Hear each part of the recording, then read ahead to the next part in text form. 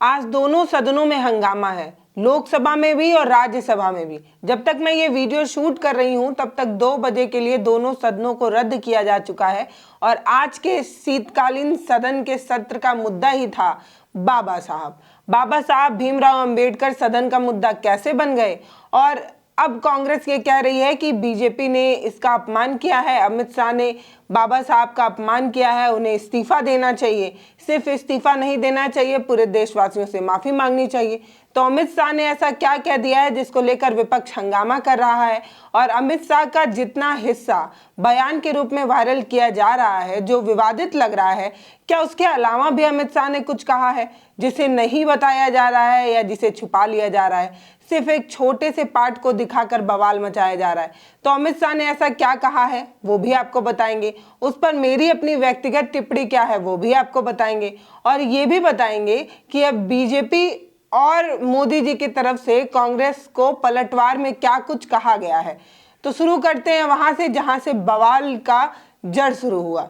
दरअसल मंगलवार को राज्यसभा में अमित शाह बोल रहे थे। बोलते वक्त उन्होंने कहा कि आज का फैशन हो गया है अंबेडकर अंबेडकर अंबेडकर अंबेडकर, और अंबेडकर का नाम जितनी बार ये लेते हैं, अगर उतनी बार भगवान का नाम लेते तो इनको 7 जन्मों में स्वर्ग मिल जाता। अमित शाह का ये बयान सुनकर विवादित इसलिए भी लगता है क्योंकि वो समाज जिसे मंदिर में जाने तक की इजाजत इसी समाज ने नहीं दी थी, वो एक तबका जो मंदिर जाना चाहता था लेकिन कभी जा नहीं पाता था, वो तबका जिसे किसी मंत्रों को सुनने से पहले उसके कानों में शीशे पिघलाकर डाल दिए जाते थे, उस समाज को अगर मंदिर में जाने का हक मिला, नौकरी पाने का हक मिला, समाज में सम्मान का हक मिला, समाज में बराबरी का हक मिला, तो वो सिर्फ और सिर्फ बाबा साहब की वजह से मिला। अगर समाज में जीने का हक किसी समाज को मिला है तो वो बाबा साहब की वजह से मिला है, ये सबको पता है। अगर उस समाज से पूछा जाए तो वो उसके लिए किसी भी भगवान से ऊपर हमेशा बाबा साहब ही होंगे, भीमराव अंबेडकर ही होंगे, इसलिए क्योंकि उन्होंने एक संविधान बनाया और उस संविधान में सबको बराबरी का हक देने की बात कही और उस बराबरी का हक खास तौर पर उस समाज के लिए बहुत ज़्यादा था जिसे कभी खाट पर बैठने का हक नहीं मिला, आज भी नहीं मिलता है। उस समाज को बराबरी में बोलने का हक नहीं था, उस समाज को हमेशा अछूत मानकर अलग कर दिया जाता था। वो समाज अब सरकारी नौकरियों में भी है, अच्छे अच्छे पोस्टों पर भी है और समाज में सम्मान से जीता भी है, अपना सिर उठा कर भी जो है वो चलता है। कल तक जिसे अपने कमर पर झाड़ू बांधना पड़ता था कि उसके पैर के निशान जमीन पर ना पड़ जाए, उस समाज को अगर बराबरी मिली है तो किसी भगवान से नहीं, बाबा साहब की वजह से मिली है, क्योंकि उन्होंने एक संविधान लिखा। तो अगर उस समाज से अगर आप पूछेंगे तो वो समाज हमेशा किसी भी भगवान से ऊपर बाबा साहब को ही रखेगा, क्योंकि मंदिर में जाकर प्रार्थना तो वो तब कर पाता ना जब उसे जाने का मौका मिलता। तो जो मंदिर तक नहीं जा पाया उसे मंदिर में जाने का हक बाबा साहब की वजह से मिल पाया। तो वो समाज जो इस तरीके का बयान सुन रहा है उसे थोड़ा अजीब जरूर लग रहा है, क्योंकि जिस तरीके से अमित शाह कह रहे हैं कि जितनी बार अंबेडकर अंबेडकर अंबेडकर कह रहे हैं उतनी बार अगर किसी भगवान का नाम ले लेते तो 7 जन्मों तक जो है वो स्वर्ग का रास्ता मिल जाता।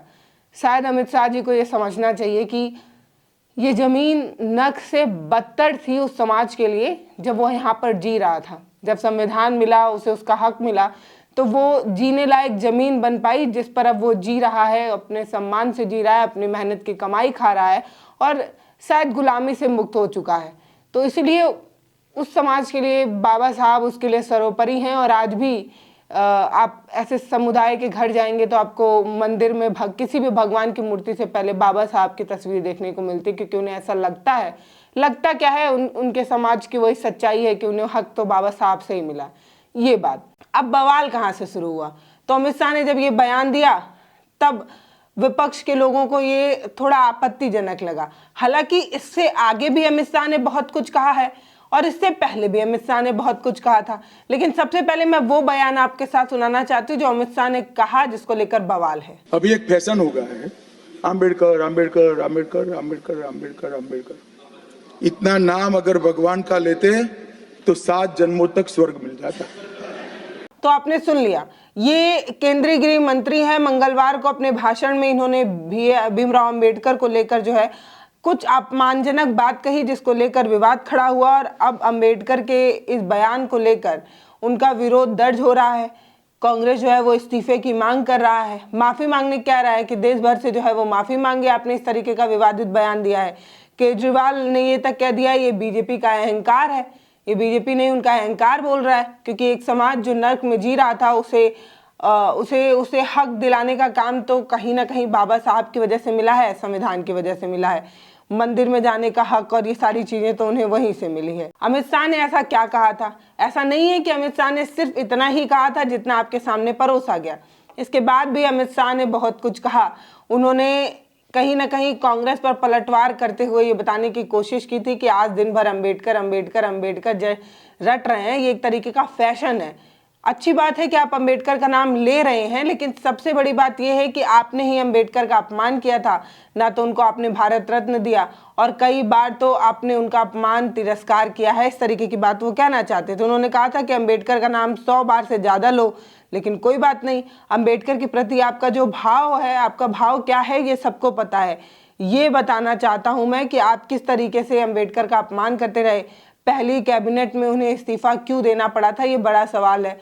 जवाहरलाल नेहरू को लेकर ऐसे भी बीजेपी हमेशा बोलती रहती है और इस बार भी कहीं ना कहीं बीजेपी निशाना ही साध रही थी अंबेडकर का नाम लेकर, लेकिन कहीं ना कहीं दाव उल्टा पड़ गया। हालांकि सिर्फ विपक्ष नहीं, मोदी जी ने भी सोशल साइड एक्स पर 6 पोस्ट किए हैं और कांग्रेस की मंशा को साफ करते हुए उन्होंने लिखा है कि कांग्रेस सिर्फ और सिर्फ नाटक कर रही है। नेहरू ने कैसे अंबेडकर के खिलाफ प्रचार किया था ये सबको पता है। एससी और एसटी समुदाय का नरसंहार किस समुदाय और किसकी वजह से हुआ ये सबको पता है, किसके शासनकाल में हुआ। कहीं ना कहीं कांग्रेस को घेरने का काम मोदी जी ने किया है और 6 पोस्ट जो है इस मामले पर किए हैं और एक पूरा वीडियो जो है वो डाला है अमित शाह का सिर्फ कुछ सेकंड का बाइट जो है वो वायरल किया जा रहा है। लेकिन उससे पहले मैं ये बताती हूँ कि विपक्ष के जो अलग अलग नेता हैं उन्होंने क्या कहकर जो है वो विरोध दर्ज कराया है। तो कांग्रेस अध्यक्ष और राज्यसभा में विपक्ष के भूमिका में है मल्लिकार्जुन खड़गे। उन्होंने कहा कि अमित शाह ने अंबेडकर का अपमान किया है, हम उनके इस्तीफे की मांग करते हैं। शाह को देश की जनता से माफ़ी मांगनी चाहिए। जब अमित शाह बाबा साहब के बारे में बोल रहे थे, मैं उसी वक्त जो है वो रोकना चाहता था। जितनी बार आप अम्बेडकर का नाम लेते हैं उतनी बार अगर आप भगवान का नाम लेते तो 7 बार स्वर्ग में जाते, यानी कि बाबा साहब का नाम लेना गुनाह है। मैं उस वक्त भी हाथ उठा रहा था, मैं बोलना चाहता था, मैं उन्हें रोकना चाहता था, उन्हें रोकने की कोशिश कर रहा था, लेकिन मुझे मौका नहीं मिला।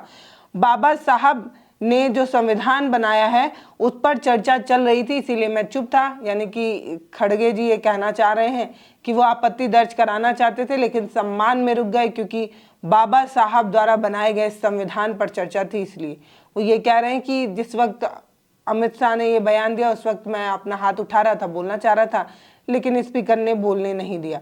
आम आदमी पार्टी के राष्ट्रीय संयोजक हैं अरविंद केजरीवाल। उन्होंने भी एक्स पर ये वीडियो शेयर करते हुए लिखा है कि देखिए कैसे अमित शाह जी संसद में बाबा साहब का मजाक उड़ा रहे हैं। जिन बीजेपी वालों को इतना अहंकार हो गया है ये किसी को भी नहीं समझते।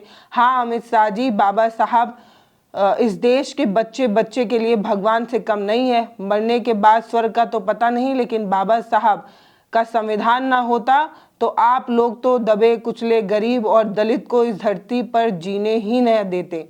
बाबा साहब का अपमान नहीं सहेगा हिंदुस्तान, जय भीम। तो यानी कि अरविंद केजरीवाल ने साफ कहा कि अगर संविधान ना होता तो शायद बराबरी का हक ना मिल पाता, और शायद बराबरी का हक नहीं मिलता तो एक समुदाय हमेशा नाली के कीड़े की तरह जिंदगी जी रहा होता, उसे कभी हक नहीं मिल पाता, सम्मान नहीं मिल पाता, उसे जिंदगी जीने का मौका नहीं मिल पाता। तो अगर उस समाज को जीने का हक मिला है, इस धरती पर वो जी रहा है, तो उसके लिए यही स्वर्ग है। मतलब समझिए कि जो हम देखते हैं मनुस्मृति के समय में जिस तरीके की चीज़ें लिखी हुई हैं उस तरीके से एक समुदाय अगर जी रहा है तो वो किसी नर्क से बदतर नहीं जी रहा है।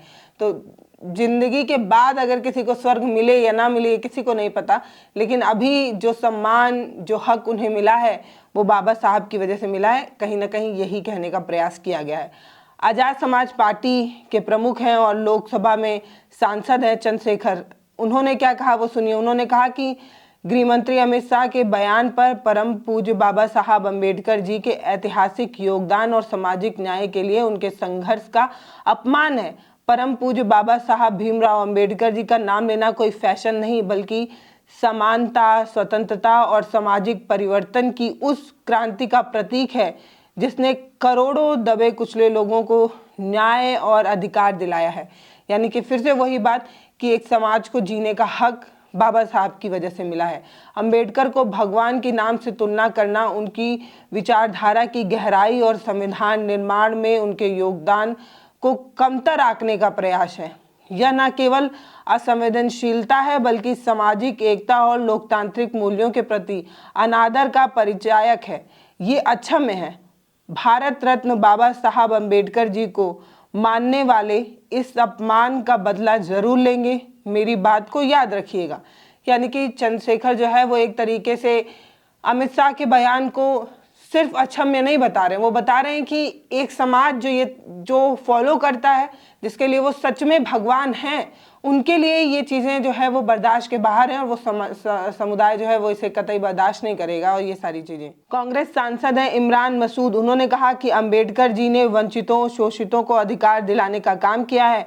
अमित शाह उनकी आस्था पर चोट ना करें। और ऐसे ही तमाम लोग जो हैं वो अलग अलग तरीके से अपनी अपनी प्रतिक्रियाएं दे रहे हैं। इस पर बीजेपी ने भी जो है वो पलटवार किया है और केंद्रीय मंत्री हैं शिवराज सिंह चौहान, उन्होंने कहा कि कांग्रेस ने कभी बाबा साहब अंबेडकर जी का सम्मान किया ही नहीं, उन्हें हमेशा नीचा दिखाने की कोशिश करती रही। कल सदन में केंद्रीय मंत्री अमित शाह जी अंबेडकर जी और दलित समाज के प्रति जो अपनी बात रखी, उससे कांग्रेस के पेट में दर्द होने लगा। होगा भी क्यों नहीं, क्योंकि कांग्रेस की सच्चाई अब देश जान रही है, देश की जनता समझने लगी है। इसलिए कांग्रेस भयभीत हो गई है, चिंतित हो गई है, उसकी बची कुची जमीन भी छिनने जा रही है। कांग्रेस जवाब दे, राहुल गांधी जवाब दें, सोनिया जी जवाब दें, खड़गे जी जवाब दें कि उन्होंने कब बाबा साहब और उनकी भावना का सम्मान किया। ये बड़ा सवाल है कि अब कांग्रेस वाले जवाब दें कि उन्होंने कब बाबा साहब का सम्मान किया, उनकी भावना का कब सम्मान किया। पंचतीर्थ का निर्माण किसने कराया, कांग्रेस जवाब दे। बाबा साहब नेहरू मंत्रिमंडल से इस्तीफा क्यों देना पड़ा, ये जवाब दे। बाबा साहब को नेहरू मंत्रिमंडल से इस्तीफा क्यों देना पड़ा, इसका जवाब अब कांग्रेस दे। आरक्षण के मामले में नेहरू जी से लेकर कांग्रेस की सरकारों ने उचित निर्णय क्यों नहीं लिए, इसका जवाब जो है वो कांग्रेस दे। ऐसे ही अलग अलग तरीके से लोगों ने जो है अपना विरोध दर्ज कराया है। इसमें प्रधानमंत्री मोदी जी ने भी जो है वो अमित शाह का पूरा बयान जो है वो पोस्ट किया है। मैं आपको पहले भी बता रही थी कि जो वीडियो है उसका एक हिस्सा जो है वो वायरल किया जा रहा है, बाकी उसके आगे और उसके पीछे भी बहुत सारी बातें हैं जो अमित शाह ने कही और उसी हिस्से को जो है वो मोदी जी ने पोस्ट किया। और कहीं ना कहीं जो एक नौटंकी रचने की कोशिश हो रही है, नौटंकी शब्द जो है वो बीजेपी का है कि कांग्रेस जो है वो नौटंकी कर रही है। वो ही अमित शाह ने जो संसद में अंबेडकर को अपमानित करने का जो काला अध्याय कांग्रेस रच रही है, उसको एक्सपोज करते हुए मोदी जी ने जो है वो उसको पोस्ट किया है।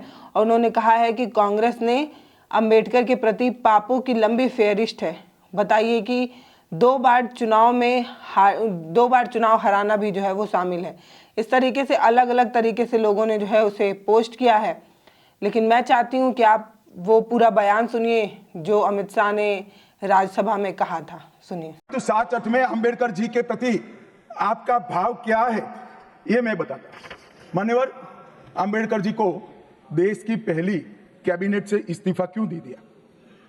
अंबेडकर जी ने कई बार कहा कि अनुसूचित जातियों और जनजातियों से हुए व्यवहार से मैं असंतुष्ट हूं, सरकार की विदेश नीति से मैं असहमत हूं और आर्टिकल 370 से मैं असहमत हूं।